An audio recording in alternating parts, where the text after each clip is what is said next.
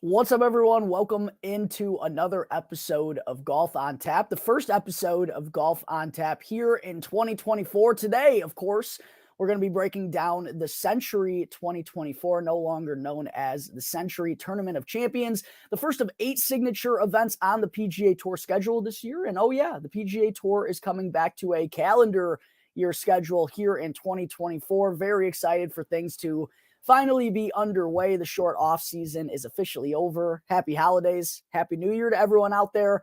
I'm Jack Bushman with my partner in crime, as always, Joey Ricotta. You can find him on X at Joey Knows Nothing. Make sure to go and give him a follow. Make sure to go and give me a follow as well at Jack Bushman 2, and follow the account's Twitter page, X page, whatever it's called these days. I can't keep up with the times, at On Tap Golf. Joey, baby. We are back. We got the Sentry, no longer, like I said, the Sentry Tournament of Champions, just the Sentry back at Kapalua. But before we get into that, brother, I know you've had a lot of exciting news in the past couple of weeks here. It's been a fun little holiday season for you. How are the feelings? How's everything going now that we're kicking off 2024, broski? Good, man. This is our year. We had a pretty damn good year last year, though, Jack. Just want to toss that out there as we're like wrapping things up from 2023.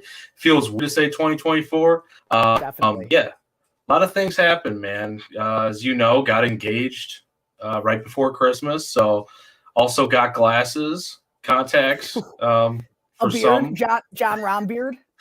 Big old puffy thing hanging down to my belly button. It's not quite that long. But yeah, man, a lot of things have happened. It was a great holiday season for me, hopefully for everybody else, hopefully for you, Jack. And I'm excited. I know there's a lot to talk about on this show today. So wherever you want to start, my friend, maybe we're talking about your holidays a little bit. I'm fair game tonight. I'm ready for it. Yeah, not a bad holiday season. I've been a little bit under the weather recently, though. I swear, this time of the year, it always gets me. I will say the Chicago weather has blessed us pretty much thus far. I mean, not a whole lot of snow. Didn't have a white Christmas this year. So that's kind of a win in and alone of itself, but a lot of good time spent with friends and family, of course. I actually just had a good friend of mine propose on New Year's Eve as well. So a lot of celebrations with a close buddy of mine, but excited to get back into the nitty gritty, baby. As you mentioned, 2023, a pretty darn good year all in all, man. The first season that we really went full time into this, breaking it down event after event, doing weekly shows, getting credentialed for the first time was pretty sick as well. And it was a pretty successful campaign for the most part on the betting front until we hit the fall. I know you had Tom Kim at the Shriners going back to back. I didn't have a winner at all this fall. So really hoping to turn the tides here as things kind of change over to the new year. But before we get into the gambling side of things, I do think we just got to talk for a second about the biggest news that's really dropped since the golf season, the fall swing closed. And that was Jon Rahm, the defending champion of this tournament, the Sentry, now being a member of Live Golf. And we heard rumors that there was going to be another wave potentially of players signing. Jon Rahm he had been involved in many different Live rumors for months, even maybe over a year.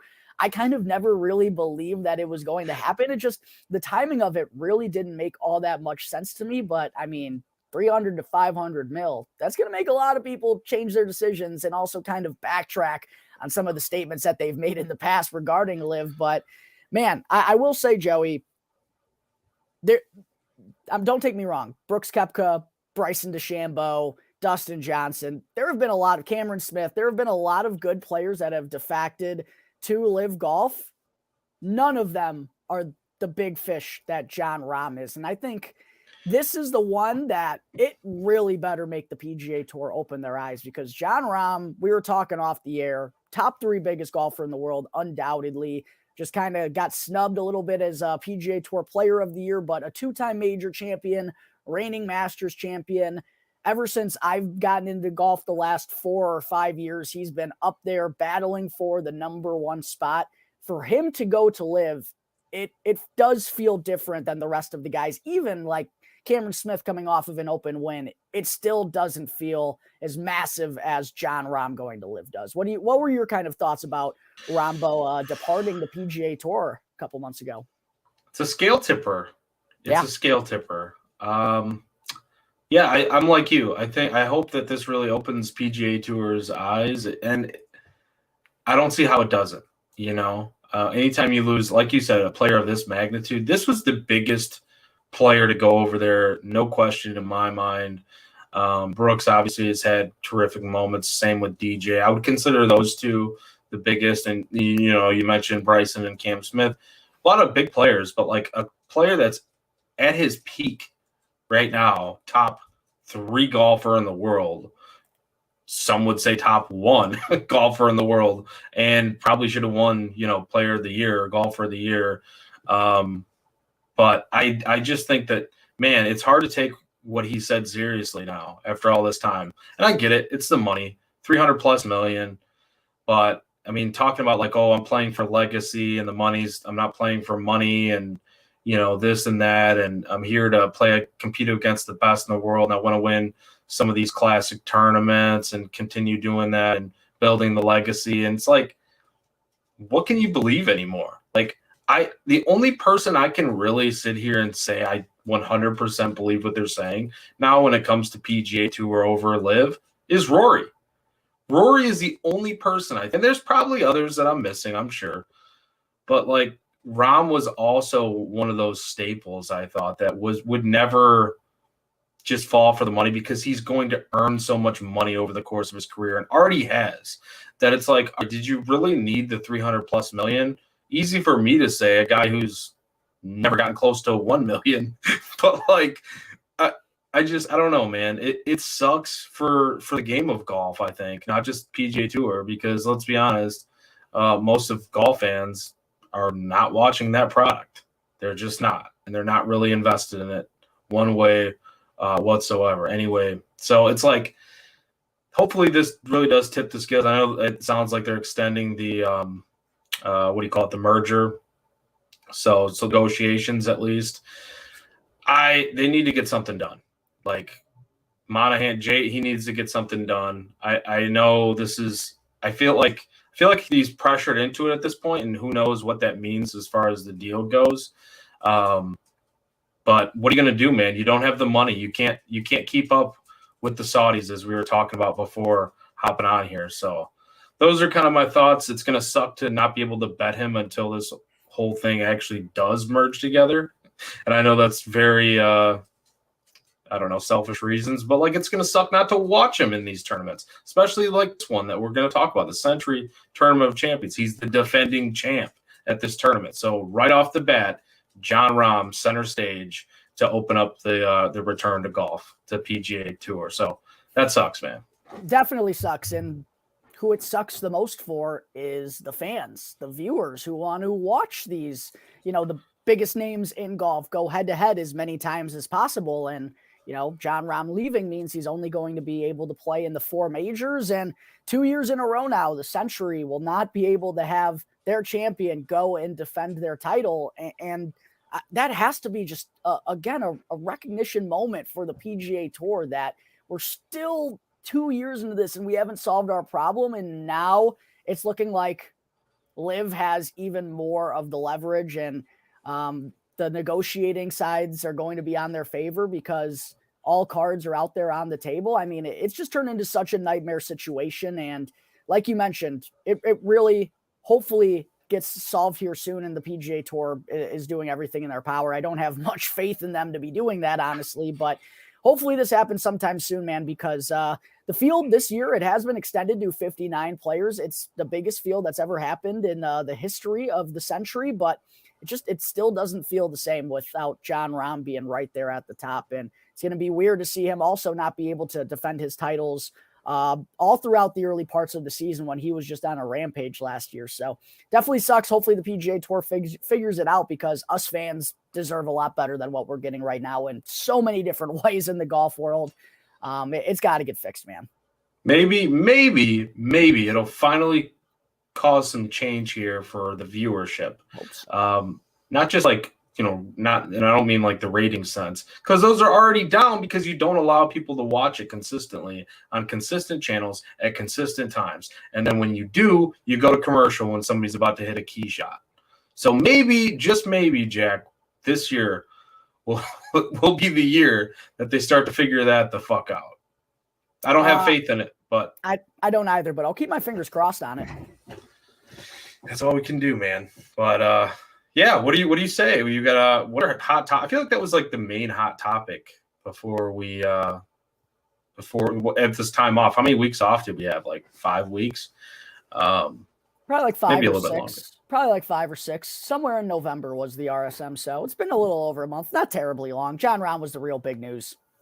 Yeah, then there were rumors too, like we talked about with Tyrrell Hatton and Tony Finau. And I actually thought that Hatton had went just from how much steam that got. But then when I was looking at this tournament, I'm like, oh, he's in this tournament, so he didn't go. So obviously I didn't pay close enough attention to that. But good to see that he didn't leave, because even though we don't always like Tyrrell Hatton, I think we like the antics. So that'll be entertaining, something we can still look forward to here this season. What do you think, though, Jack? Kapalua, Plantation Course in Maui. What are your thoughts about this tournament?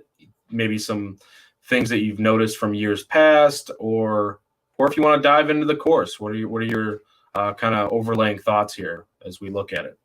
Yeah, I believe this is the 25th anniversary of the Plantation Course at Kapalua becoming the host of this tournament after it was moved to Las Vegas. It's a very extreme golf course. There's a lot of extremes about it, right? It's nearly 7,600 yards on, in terms of the yardage, but it's not going to play that long. It has the most elevation change on the PGA Tour. You're not going to get a whole lot of flat lies. There's going to be a whole lot of undulation, a whole lot of slope in the fairways. And if you hit the ball on the right spot of the fairways, it's going to roll an absolute ton. But from tee to green, it's a little bit of an anomaly, Joey, because the fairways are so wide.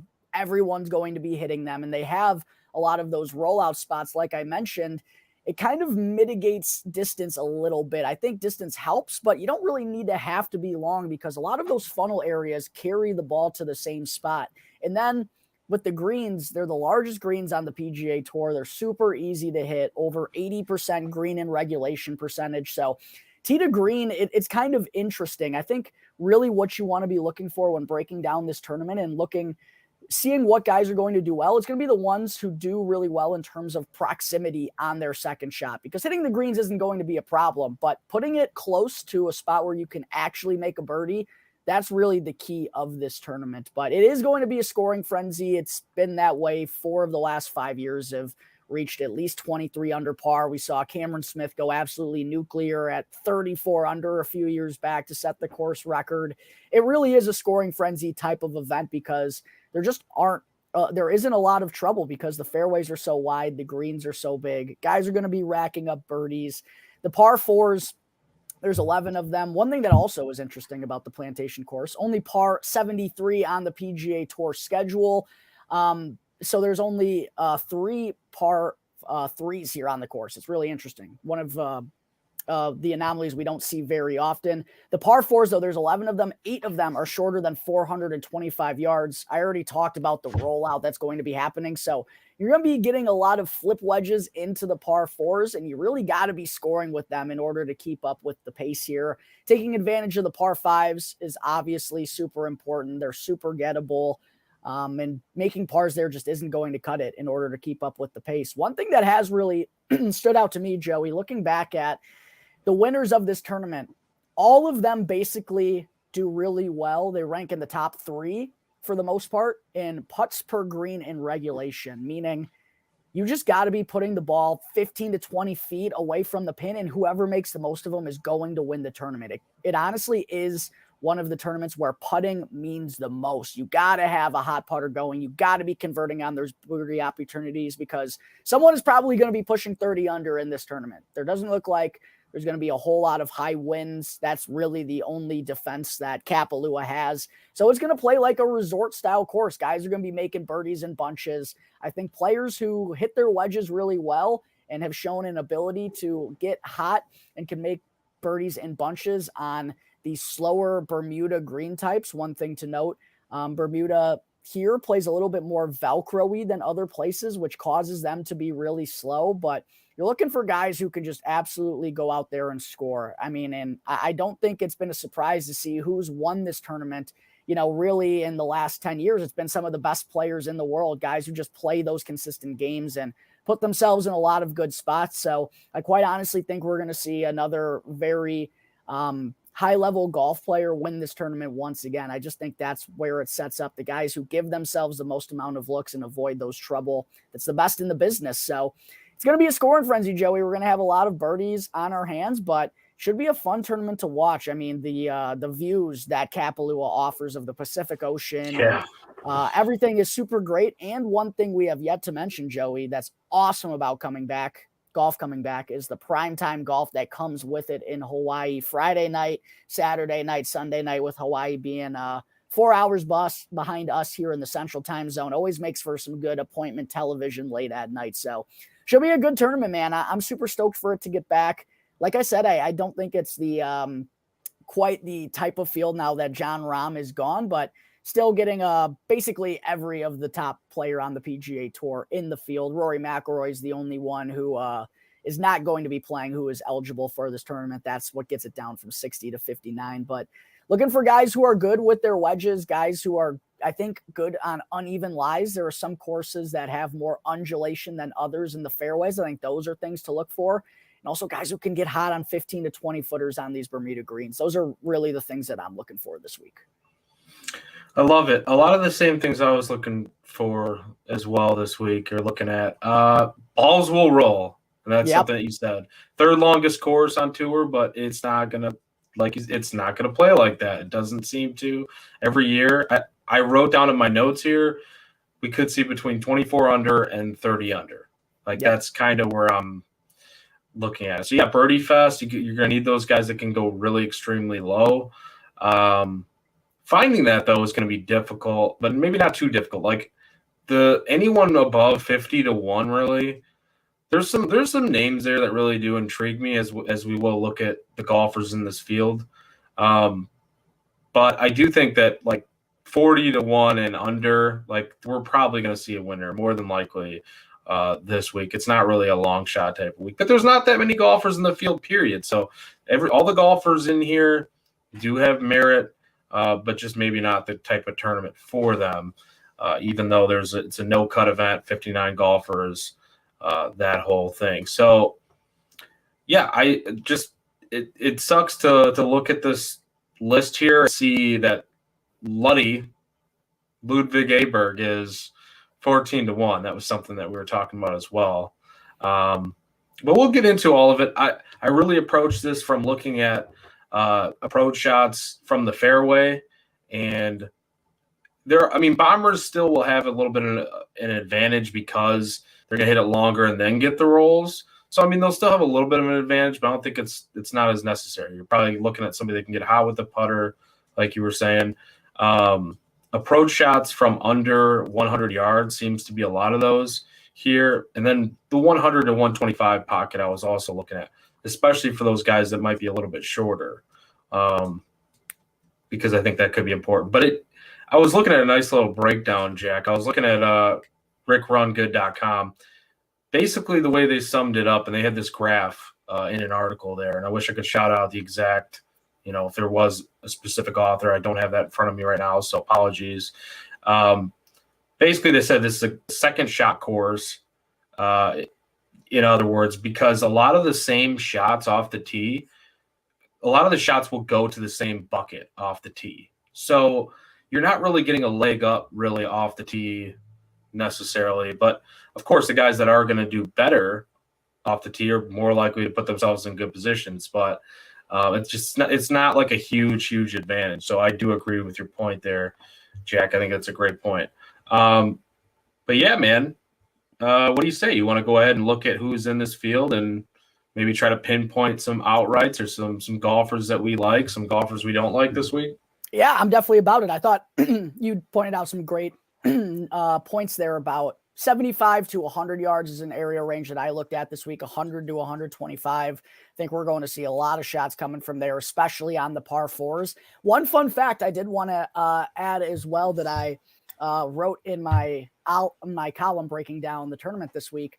13 of the past 15 winners of the Sentry Tournament of Champions has played competitive golf in the month of December, whether that be on the DP World Tour or playing in the Hero World Challenge or the Grant Thornton Invitational. It used to be the QBC Shootout. Some of those events, the PNC Championship, whatever it may be, 13 of the last 15 winners here have played competitive golf in December. I think just showing the importance of at least having, you know, some game to kind of go back on and not just grabbing the clubs for the first time in, you know, a month after the holiday season, right? Like, in order to win a golf tournament, I think you have to be a little bit familiar with where your game is at. Not saying that you have to play in December to win. It hasn't happened very often in the last 15 years. Yeah, and to that point too, I think experience on this course, it's one of the courses where it really does matter. Yes, good point. Not necessarily that you can't do well if you don't have experience here. And there's one guy in particular that I'm looking at that I think has a really good shot this week, but that's just his talent level alone and just the way that he sets himself up for how he fits for this course. But yeah, I do think that's a great point. You're going to have to remind me, Jack, as we get to some of these names, if they've played in December or not, because I know I'm going to forget if a few of these guys have played in December or not. That was like the last thing I did before jumping on the show was go through like everyone who I think is important this week and go and see if they played in December or what they've been up to the last couple months. So I got you covered in that area. I like it. That's a great little bit of research there. Sentry odds. Yeah. Pretty outright. Let's start at the top, and no surprise here. Well, John Rahm would be up there as well, but he's not in this tournament, and actually we probably shouldn't even name him anymore. Affiliated with PGA because he's not. Scotty Scheffler plus 550, and then there's a pretty big drop down to 10-1. You got Victor Hovland, you got Morikawa at 12-1. Same with Cantlay, and then Luddy F Baby Ludwig Aberg. I don't know. We've already twisted and turned his name enough. Max Homa's 14-1. Anders Schauffele is also 14-1. So a really good group of names there at the top. I am in agreement with you. I want to start with Aberg here because I agree with you that I do not like that price. And I'm also going to bet it. Really? He's number one right now for the adjusted course fit here. When I was looking at Rick Run Good. We know he can bomb it. He has the approach. I do worry a little bit at times with the putter. That would be the one area I think I do worry about him here. But he's going to get the leg up on just about every tournament because of the way that he can nuke it, and even on the second shots. So, yeah, I'm going. I like Aberg there at the top. There's another name in here as well, but I'd like to hear your thoughts about what you're thinking here. The thing I will say first is I think if you don't have any of those first 7 names that we just listed, I think it's a mistake. I think this tournament is and I know you're someone who doesn't like betting the top of the board, but I think this is one where you absolutely have to bet the top of the board. I just think it is based on the results that we've seen recently and tournaments that have the best players in the world like this. Most of the signature events last year got won by some big name guys. So I think you have to start with someone up here.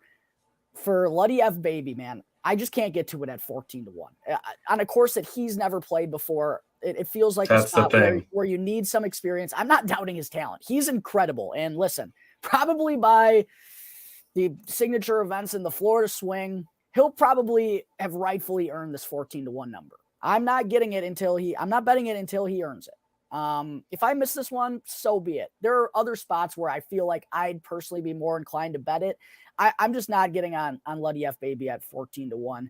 The one that I am for sure getting to 14-1 at our promo Bet Rivers, Collin Morikawa, man, probably going to be the most popular player from up here at the top based on his track record at the Sentry, what he's done at Kapalua, and it really should have been his last year, man. 6-shot lead. I think you were on him. I'm pretty sure you were on him, weren't you?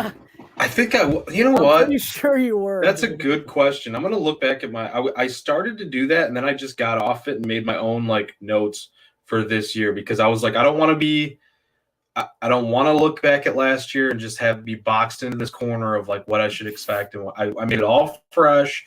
Came in this week is like we're looking at this whole thing. Now I'm going to look and see if I was on Morikawa. Was he my one and done?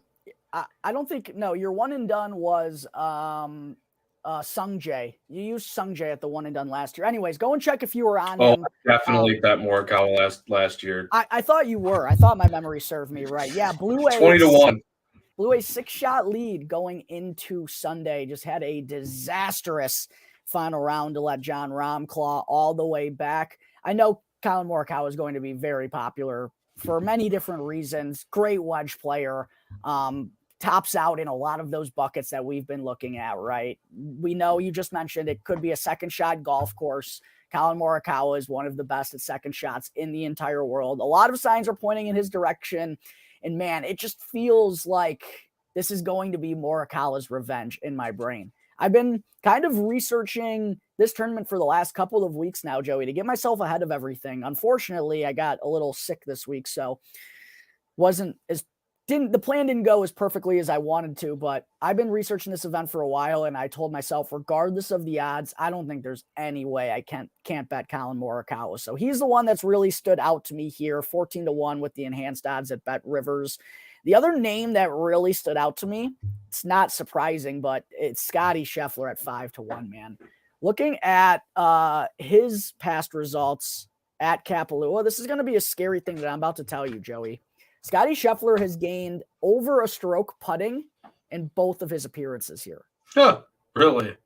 And he always seems to putt better on those slower Bermuda greens. So, man, coming off of a win at the Hero, getting named the PGA Tour Player of the Year, like, I'm not going to bet Scotty at 5.5-1, but fuck, it feels like it could be a Scotty one. So he's the one at the top that's probably scaring me the most. The one I'm going to get to is Morikawa. I've thought that Patrick Cantlay is a little bit interesting. He has a couple of top 5 finishes here in his career. Didn't play in December though. That was kind of the one thing for me. I don't know. My card isn't finalized at this point in time, but I do like some guys further down. So don't really know if having 2 guys off the top here is going to be possible for me. But those are the players that I personally have liked the most here at the top. Who else were you interested in? I know you said you got one more name here, right? Yeah. Well, first I'll say Morikawa is the one that I'm scared of the most. It's because I bet him here, and like this is making me. Oh man, you're gonna give me some like buyer's remorse here about Ludwig or Ludwig. I'm going with Xander Schauffele. Really? Also hasn't played in December. Yeah, and that's that. Those two, those two fuck faces.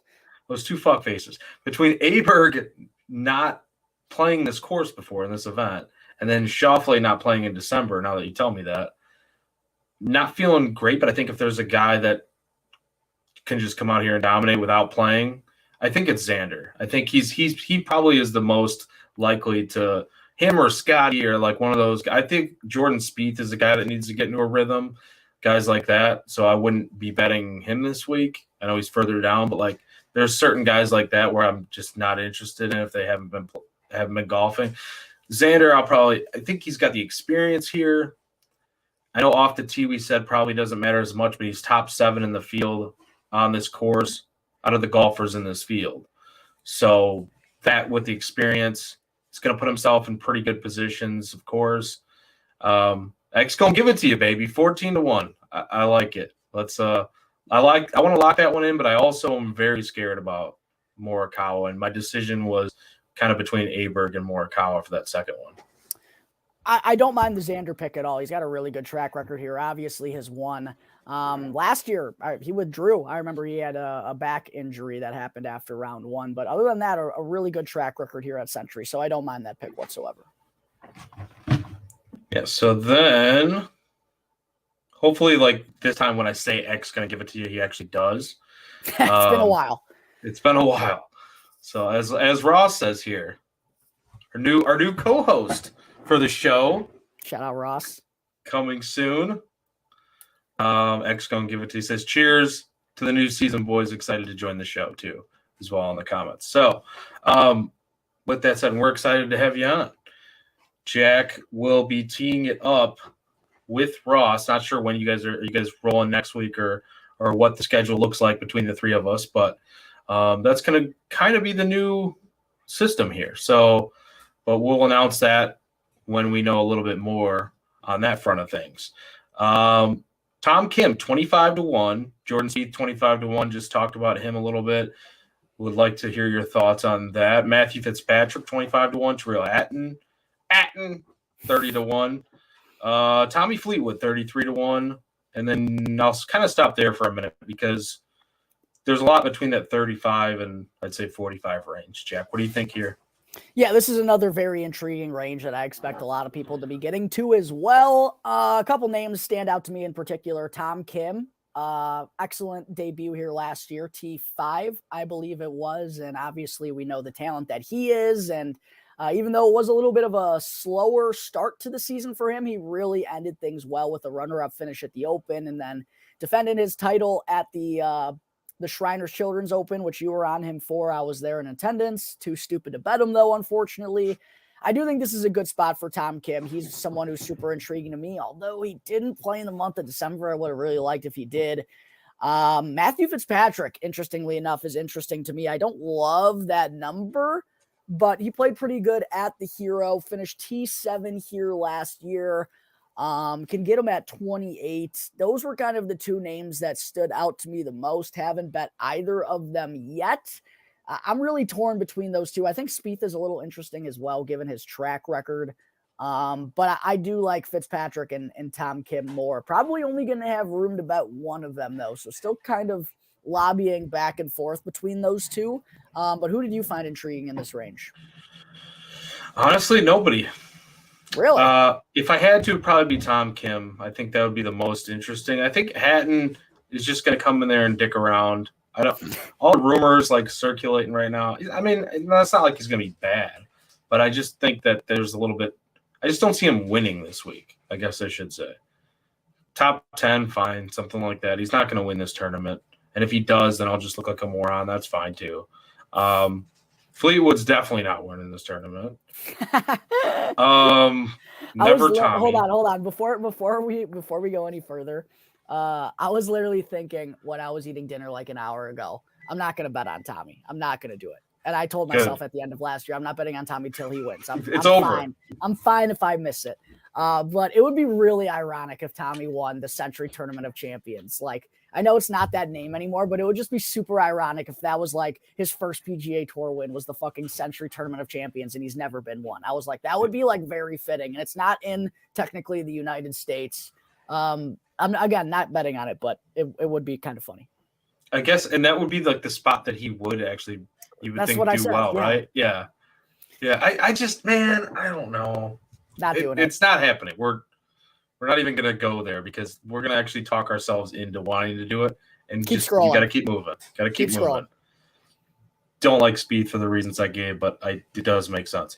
Ricky Fowler, 35-1. Sungjae Im, 35-1. I bet him last year here. Tony Finau, same price tag. Rumors around him as well. Cam Young, 45-1. And then your 50 range, Brian Harmon, the Weasel, who's not even really a weasel anymore. He's just Brian Harmon. He's just #good.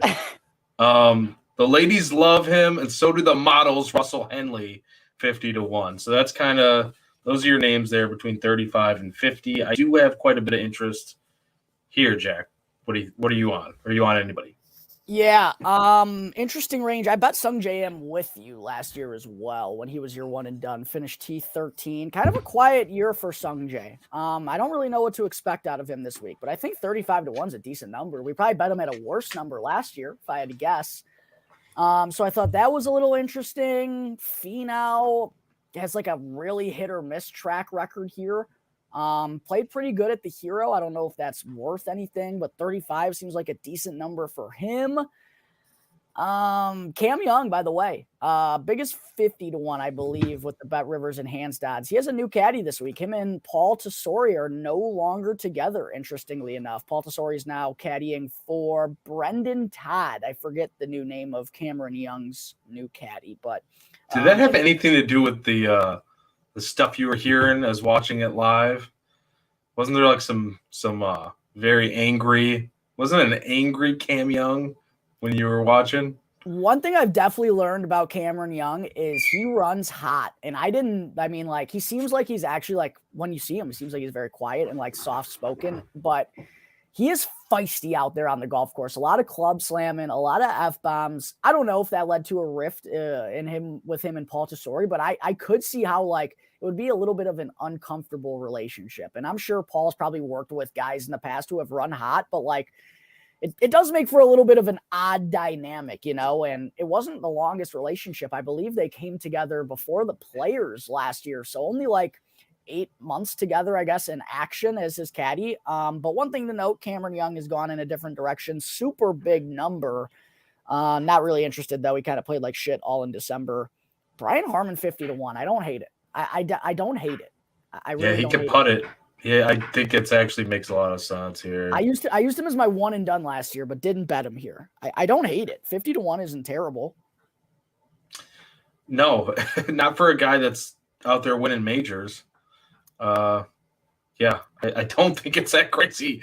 Like here's the hard part I have with Brian Harman. Do we want him on harder courses or easier courses? I don't really know yet. So we always thought, I think, and correct me if I'm wrong, when me and you would talk, we wanted him on easier courses. But maybe we were wrong in that sense. I don't know. I don't really know how to gauge Brian Harman yet, other than 50-1 seems like a good number.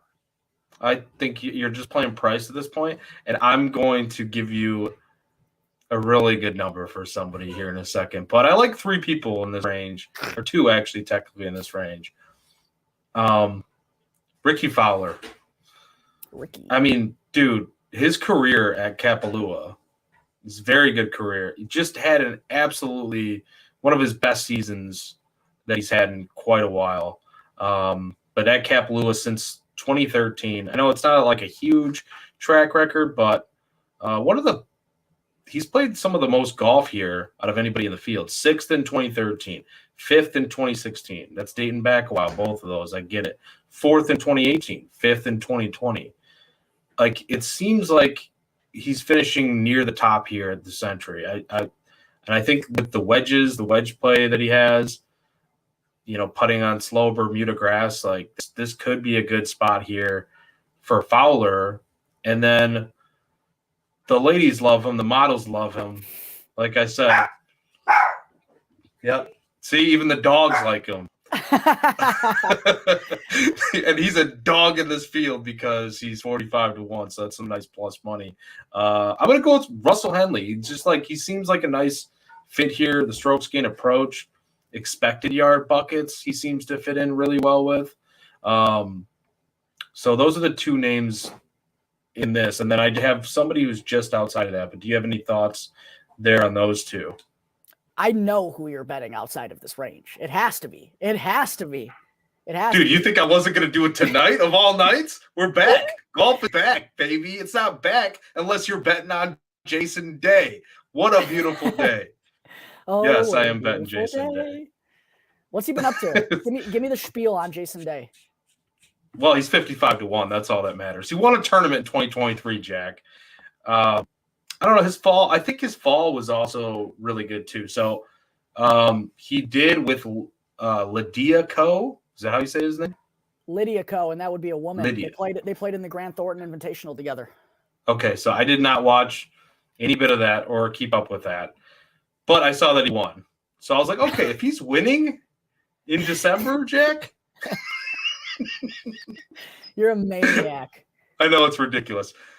Listen, I mean, he missed a few cuts though, like coming down the stretch, but the runner-up at the Open, he's playing good golf, man. I think the one thing that really threw him off, didn't he make a change to his clubs? Yeah, it was the dumbest thing I've ever seen. He changed his clubs after he won, and then didn't practice before the PGA Championship. We were blown away by Jason Day's strategy leading into a major. He changed his clubs and didn't practice. Bold. Brother, you win a tournament and then you change clubs. Why would you ever change clubs? You hadn't won in how long? All right. So, yeah, that pissed me off. But hopefully, Jack, I'm thinking with, some recent success, I know it's not like a huge deal what they just won, the Thornton Invitational, Grant Thornton Invitational. But I do think that shows me signs that he's getting used to, I don't know, whatever he's using these days. I'll just say that. So 55-1 Jason Day. I'm going to roll with that. But do you have anybody or thoughts between, we'll call it 55 to 75? I think Hideki at 60 is bananas.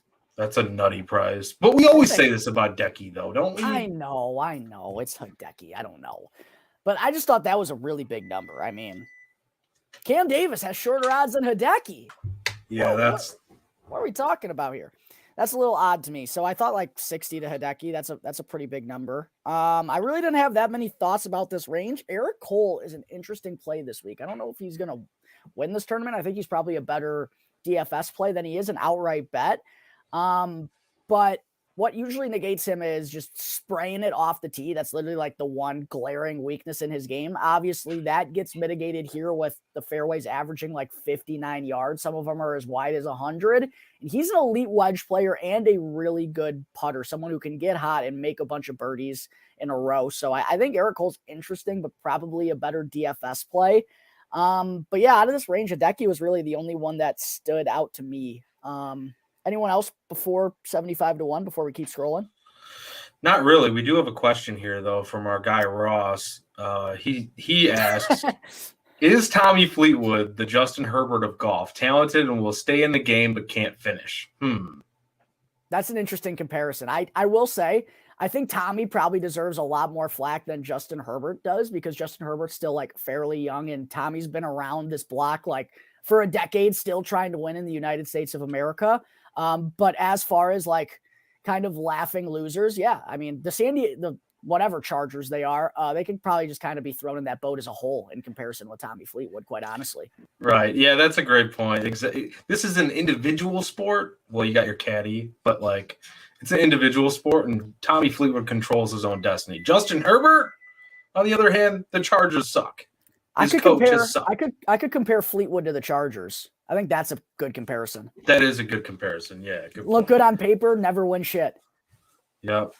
Every year, too. Defense looks solid. They got receivers. They got Austin Eckler. You got Herbert. And then you're just trash. Way to go.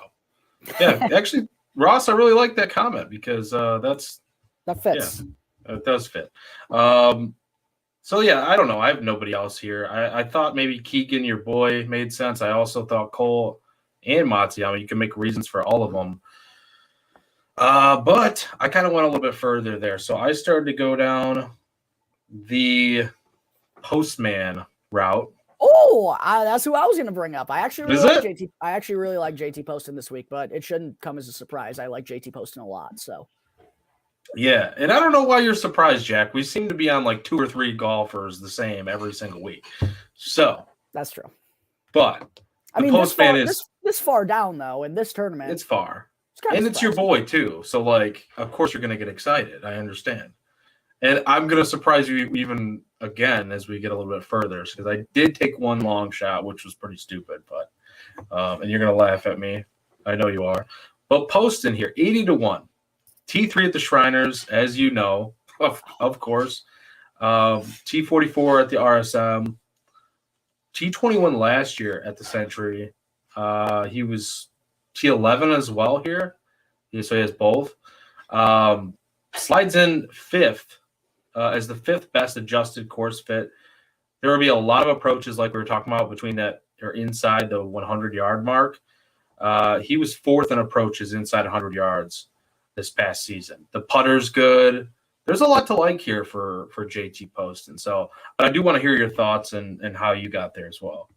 Yeah, a really good wedge player. Anywhere where you're going to use your wedges a lot, which is kind of funny because Kapalua on paper, 7,600 yards, you're like, there's probably not going to be a lot of wedges. Well, funny part is there's a ton of wedges. Any course that uses a lot of those, I like JT Poston on. It's why I liked him at the RSM Classic at the end of the year.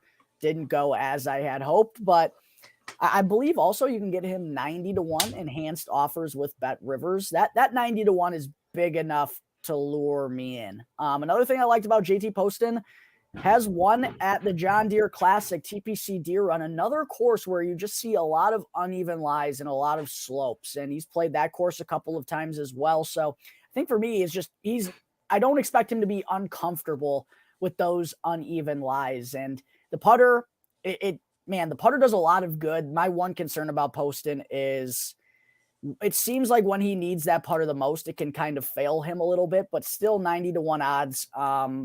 As I mentioned, for the reasons I just listed, being comfortable with those uneven lies, the fairways, the wedges, it's big enough for me to hop on. So Poston was one of the names that stood out the most to me from this like near 100-1 range. There are some other intriguing names, but I don't know if I recommend betting a lot of them in a tournament like this. Maybe one, maybe two. So Poston was the one that stood out to me, and there's another guy that I had some interest in as we scroll down a little bit. But curious to hear who were the names that stood out to you in triple digits as well. Well, I do have to ask, did you have any interest in the Wrigley Field first pitch man? The Wrigley Field first pitch man. Who is this? You know who I'm talking about. Oh, Justin Rose? Yeah, Justin Rose. It took me a second. Yeah.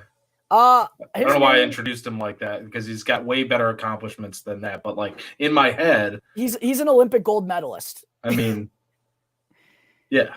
What's kind of crazy is I believe Justin Rose has only played this tournament once in his career. Do you think he'd be a good fit here, though? Like, that's kind of what I was thinking. Let me see what he's been up to real quick. Played okay at the Hero World Challenge. He has only played here once, and it was back in 2011. He hasn't played here in over a decade. Holy sh! I think he could be fine, but like I don't know if I'd bet him to win. That might seem a little much. Yeah, good point. Plus, he wasn't on enough of a heat or anything like that. Yeah, I don't really have anybody else before we got to triple digits, but did you have anybody before that? Like 70? Didn't mean to bring that up again on the screen. We're just clicking buttons here. But did you have anybody else before triple digits? Harris English, 90-1. Not playing all that great, but did play at the Grant Thornton Invitational. Has won here before. Yeah. I don't love it. I just like the number. Past champion, I get it though. Champ here. Outside of that, yeah, let's just go ahead and toss some names out here. The 100 plus range. Not many of them this week. Yeah. But that's because there's not that many guys in the tournament. So I got one name. Who you got for me? You brought up wedge play. Mr. Hoagie Buns himself. It would not be. Of course it is. It would not be a tournament without me betting on Tom Hoagie with some long shot on. So you always say it with him with the wedge in his hands. He's terrific, right?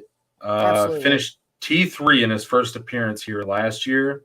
He was the top 25 guy in approaches inside 100 yards, 11th in approaches from that 100 to 125 range. So a lot to like about him here. I know the field might scare us with Hoagie against some of these other guys, especially if it came down to it and maybe some putting situations. I don't know how I feel at certain times. But I do think he's a type of player that can get super hot and go very low in a tournament like this. Yeah, no, I mean, 170-1.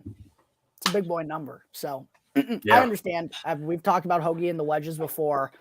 His win at Pebble Beach Wedge Fest as well. So I certainly understand that, and I have seen love for Tom Hoagie this week. I thought Kurt Kitayama was a little interesting. You can get him as big as 175-1. Someone who has played well historically on wind-impacted courses that are similar to Kapalua.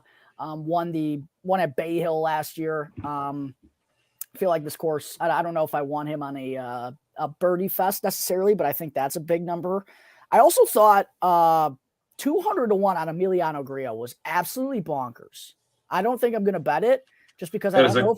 Crazy number. That was the person I was going to ask you about. I don't know if he can reach that number. And I don't really like him in tournaments that get above 20 under, but 200-1 is bananas. I mean, like, it's almost like it was the Emiliano Grillo from this time a year ago that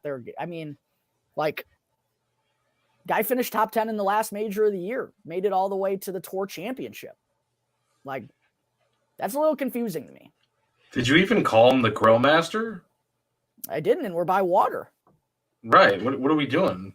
We always like the Grill Master when we're by water. I don't know. I probably won't still get there, but I mean, like, he has the same odds as Taylor Moore. What are we talking about here? Yeah. Yeah, it's a nutty range there. And there's guys that golfed really well down the stretch too that have high numbers like Lucas Glover. Yeah. 50 to 1 if you really, if you're feeling frisky.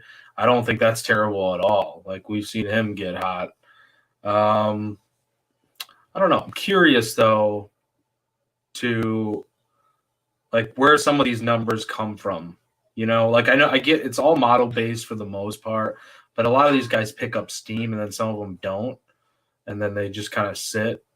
And I don't know. Do you know like some of the opening odds behind some of these guys like Griot and Glover? I didn't look at that this week.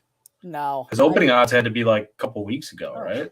No, because the field doesn't get finalized until Friday, so the field only got finalized till 5 days ago. I can give you a better idea here. Let me pull up my.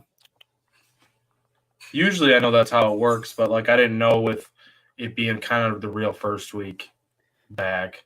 Griot's definitely opened over 150 to 1, which is still insane. I mean, like Mackenzie Hughes was 125 to 1. Yeah, Nick Taylor 125 to 1. I think Emiliano Griot's better than both of those players, but quite honestly, it's kind of a moot point. Because you think somebody from the top's winning. Yeah, probably. Yeah, I'm in the same boat, man. This is X going to give it to you his tournament, in my opinion. So let's stick with that. But you got any props or anything? Nah, man. Like I said, I'm a little bit behind on my research for this week, even though I had been diving into it for the last couple of weeks. It was more so in the outright spots. So no, don't got any props to kick off the new year. I got nothing for you in that department. You looked at them at all? The NyQuil got to you. That's what happened. For real. Dude, I was in bed till 2:00 today. I felt like ass. Yeah, I don't blame you, dude. It's been bad. going around. It's a bad time for that right now. Yeah, it was bad. But no, I got no props. I really didn't dive that heavily into it. I'll probably look at maybe some top tens. Maybe some head-to-heads, of course, too. I do like that market, but have not had a chance to really look at it. We'll do that tonight. We do need a one and done, though. We do. So, and I have not thought about this. Who gets first pick here? I get first pick because I was the low scorer from the fall, even though do we want to call off the fall or so this is the weird part about the wraparound that's now not a wraparound anymore. I know. I hate it. Yeah. Now we're back to a calendar season. Do you want to keep counting the fall or do you want to just start a new season here? The fall was pretty close. I had a lead on. So we started back over though for the fall, right? Correct. Exactly. It's not like let's keep it rolling like the wraparound, normal wraparound. So you pick first. Okay. I like that idea. Sentry Tournament of Champions. Don't want to blow my load too early here and go with too big of a big gun, but got to go with somebody. You know what? I'm going with Ricky. Ooh. That is a big gun, though. But I mean, yeah. I don't really think I'm going to use Ricky Fowler in a major. I don't know how many elevated events I'm going to use him in either, so I'm not really worried about that much. You know who I never want to use? Who? And I'm still not going to use him this week. Tommy Fleetwood, I thought about for a second. Never forget when you used him in the Zozo for whatever random reason back in 2022. Oh, yeah, and he screwed me. I'll never forget that. You randomly deciding to use Tommy Fleetwood at the Zozo. And he finished 73rd. Yeah, it was ridiculous. Might have missed the cut. Ridiculous.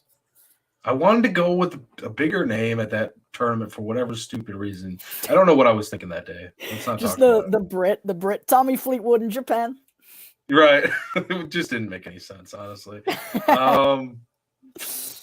Yeah, but I need to go with somebody who I'm pretty convicted on this week. So let me look back at my sheet here and find somebody who I think will have success this week. Oh boy, do I dare do it here? Let's go with JT Poston. Sorry, bud. You used him at the RSM Classic. Oh, are you kidding me? You know how long ago the fall was? You weren't supposed to be keeping track of that.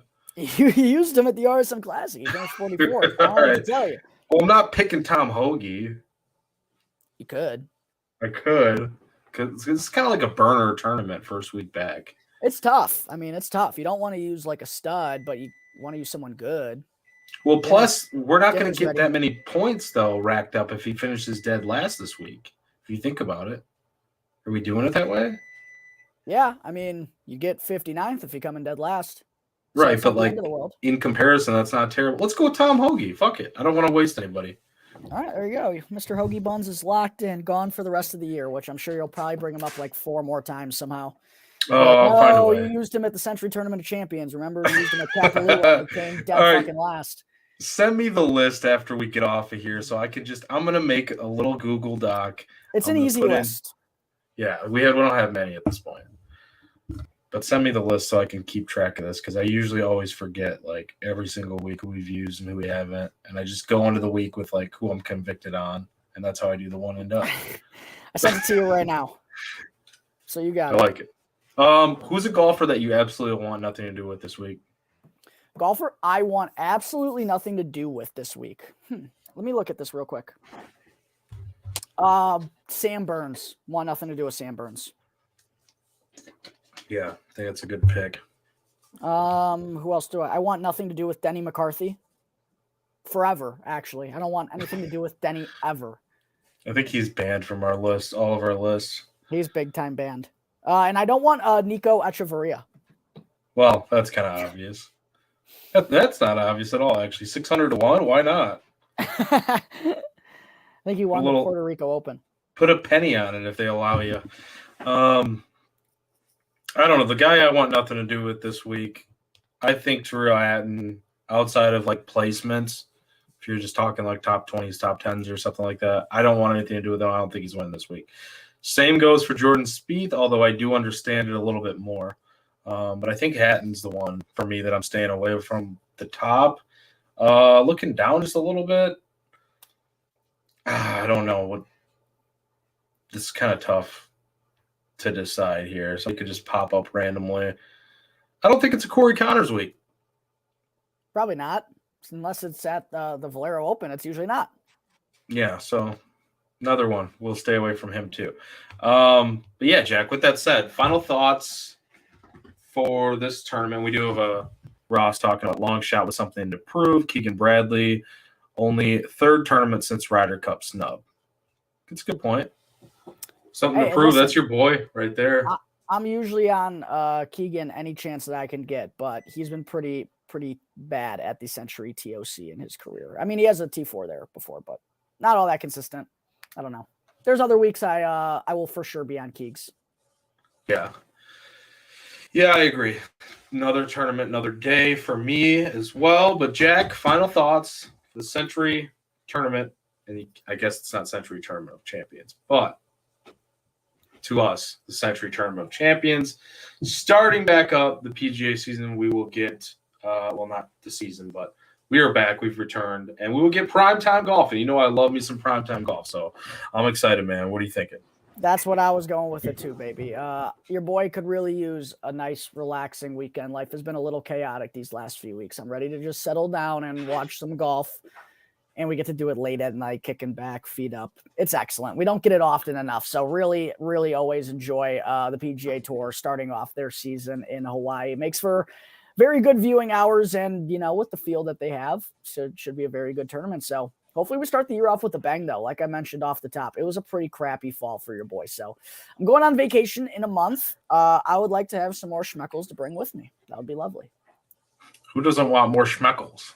Yeah, right. I want all the schmeckles. Dude, and just tell me, please, hopefully you feel better for this tournament so you could stay up and watch it. Because I know late night, the NyQuil, like you might need to turn down the doses just a little bit at night because that'll put you to sleep. I've done it before a million times. But yeah, hopefully you feel better, Jack. Hopefully we can get an outright. Can we get an outright? I need one, brother. the big question is, and hopefully you have a great vacation and get that W this week. Are we on anybody the same? We're on Poston. We're on. I'm definitely betting the Post, man. That might be it though. That's about it. Unless you peer pressure on Morikawa. Yeah, I know. So, all right, peek behind the curtain. I said I bet Ludwig Aberg. I didn't actually bet it yet because I finalized all my thoughts before we did the show tonight, and I was just going to go back and do it. I don't know. I hate to say it, but that might be the move that I make. Because, like, how could I bet him last year and he almost wins and then just turn my back on him at this point? I was so mad, though. I remember now. Refresh my memory. I was so mad last year. Oh, I recall. I do recall. It was not a good Sunday for Mr. Morikawa. So, anyways, with that said. And that was after he had blown a huge lead at the Hero World Challenge the month before as well. Like, he had gotten the Sunday scaries real bad there. Sunday scaries. There's a lot of these golfers that they just have that contagion. They have that bug. I don't know what it is. It is. It's not easy. We'll never know what exactly it's like, but we can sit here and comment about it. For real. No, man. This has been a great show. As always, Jack, you can follow Jack at Jack Bushman 2. You can follow me at Joey Knows Nothing. You can follow Golf on Tap on X at On Tap Golf. You can follow the On Tap Sports Network at On Tap Sportsnet. Check out all the great content at ontapsportsnet.com. We will be back probably next week. Jack, we'll see scheduling wise what the show looks like. Now we are going to be incorporating Ross as well, joining you as co-host. So it's going to be fun, man. It's going to be fun. 3-man weaving it. And I can't wait to do it all golf season long. So that said, Jack, crack 'em, lock 'em, fuck 'em, cash 'em, and we're out.